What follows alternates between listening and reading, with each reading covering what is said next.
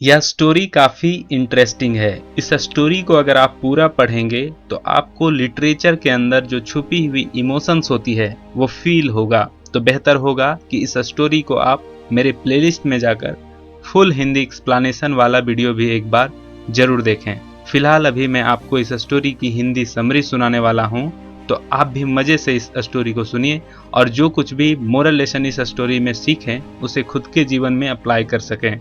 तो चलिए आज की वीडियो हम शुरू करते हैं।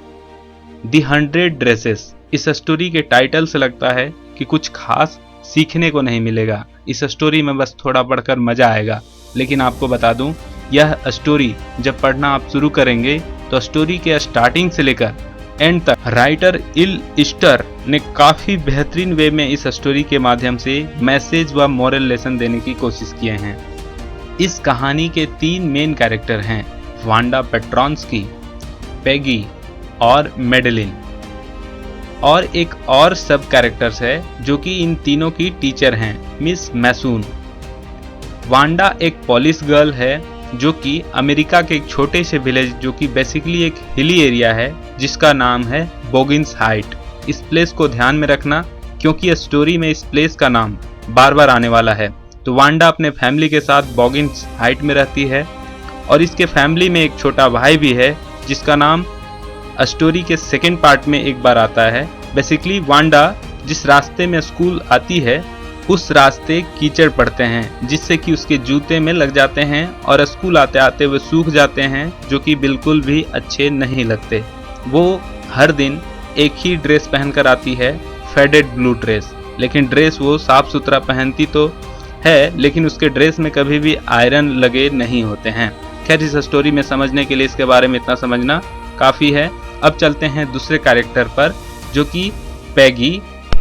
बेसिकली एक रिच फैमिली से है, बिलोंग करती है एक ऐसे फैमिली से जिसकी इकोनॉमिकली कंडीशन थोड़ा अच्छा है, गुड लुकिंग है, क्लास में हमेशा अच्छे मार्क्स लाती है और इसका एक क्लोज फ्रेंड भी है जिसका नाम है मेडेलिन, जो कि मेडी नाम से पॉपुलर है और इकोनॉमिकली उतनी रिच तो नहीं है बट पेगी के साथ रहकर खुद को वेल पर्सनैलिटी में रखती है। अब चलते हैं स्टोरी पर।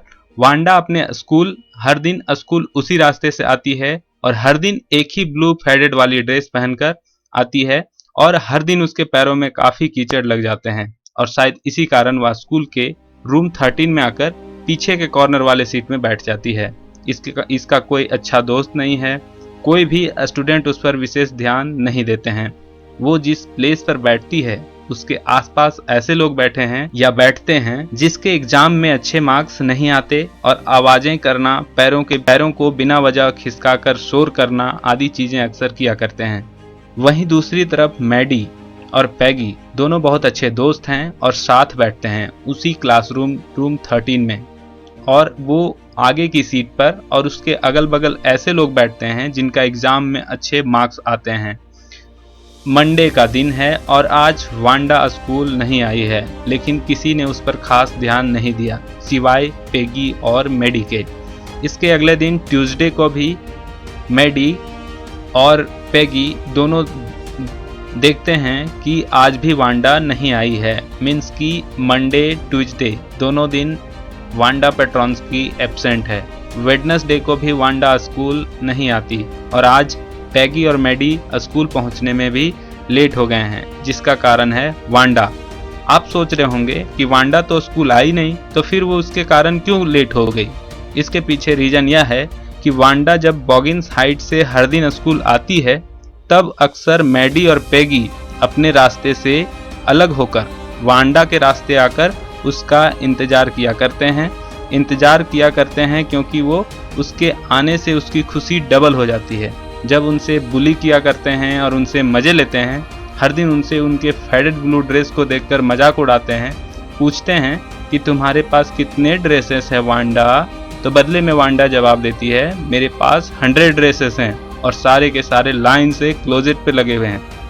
फिर इसकी बात से ये खूब मजे लेते हैं, खुद को एंजॉय करते हैं। इसमें ज़्यादातर इस गेम की शुरुआत पेगी करती है, इसका साथ मेडी देती है, लेकिन मेडी बस अपनी दोस्ती बचाने के लिए ऐसा करती है। उसे उसके अंदर से ये इच्छा ये फीलिंग नहीं होता। कभी कभी तो वो चाहती है कि मैं पेगी को बोल दूं कि ये जो तुम वांडा के साथ करती हो वो मुझे बिल्कुल भी पसंद नहीं है, मुझे अच्छा बिल्कुल भी नहीं लगता है, लेकिन वो अपनी बात कह नहीं पाती। और कभी कभी तो लिखे हुए नोट जो पेगी के लिए होता है, जो अक्सर फाड़ दिया करती है।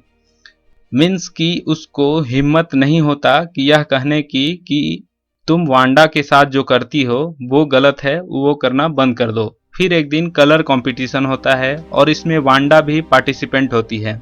इस कंपटीशन में सब सोच रहे थे कि इस बार के कलर कंपटीशन में विनर होगी पेगी, लेकिन विनर के रूप में वांडा को अनाउंस किया जाता है। परंतु जिस दिन यह अनाउंसमेंट सुनाया जाता है उस दिन वांडा स्कूल में एब्सेंट होती है, जो कि वो बुधवार का ही दिन है, और वह यहाँ पर मिल रहे हैं इस उम्मीद में कि आज का जो अनाउंसमेंट होगा वो पेगी का नाम सुनाया जाएगा। लेकिन उस दिन जो अनाउंसमेंट किया गया, Wanda Petronski is the winner of colour competition. क्योंकि वांडा तो ये कंपटीशन जीत चुकी थी, परंतु उस दिन वो नहीं आई थी, तो वो अपने कानों ये जो तारीफ उसके लिए हो रही थी वो सुन नहीं पाई। जब ये सारी अनाउंसमेंट हो जाती है तब अंत में वांडा के फादर का लेटर प्रिंसिपल के द्वारा मिस मैसून तक पहुंचाया जाता है, ताकि इस लेटर को सबके सामने पढ़ने को कहा जाए। लेकिन जब मिस मैसून इस छोटे लेटर को पढ़ती है तब उसके होश उड़ जाते हैं।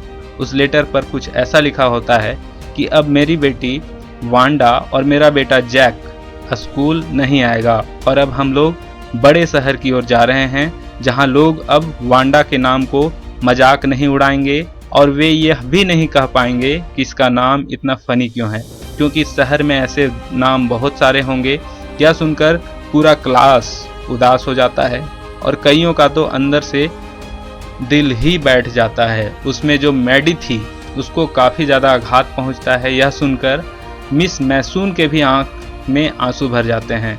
ऐसा सुनकर मैडी और पैगी स्कूल से छूटते ही वांडा को सॉरी कहने के लिए उसके घर जाते हैं। परंतु जब वांडा और उसकी पूरी फैमिली वह जगह बॉगिंस हाइट हमेशा हमेशा के लिए छोड़ चुकी होती है, यह बात जानकर मैडी और भी परेशान रहने लगी। परंतु पेगी को इसका कुछ खास असर नहीं पड़ा।